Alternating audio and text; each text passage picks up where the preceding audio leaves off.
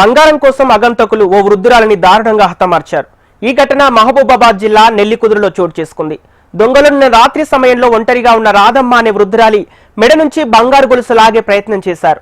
ఇక ఆమె గొలుసును వదలకపోవడంతో తలపై గాయపరిచి ఇంటి ముందున్న బావిలో పడేశారు. మరణించినా కూడా వృద్ధురాలు రాధమ్మ బంగారు చైన్ వదలకుండా పట్టుకొని ఉంది.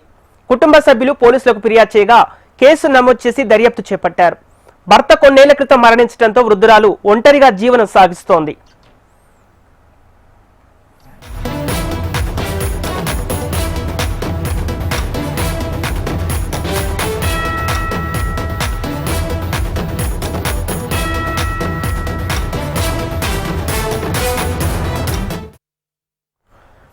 బంగారం కోసం అగంతకులు ఓ వృద్ధురాలిని దారుణంగా హతమార్చారు.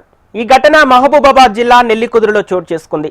దొంగలు నిన్న రాత్రి సమయంలో ఒంటరిగా ఉన్న రాధమ్మ అనే వృద్ధురాలి మెడ నుంచి బంగారు గొలుసు లాగే ప్రయత్నం చేశారు.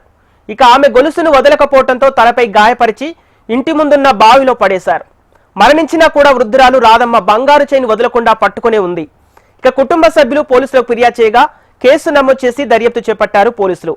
భర్త కొన్నేళ్ల క్రితం మరణించడంతో వృద్ధురాలు ఒంటరిగా జీవనం సాగిస్తోంది.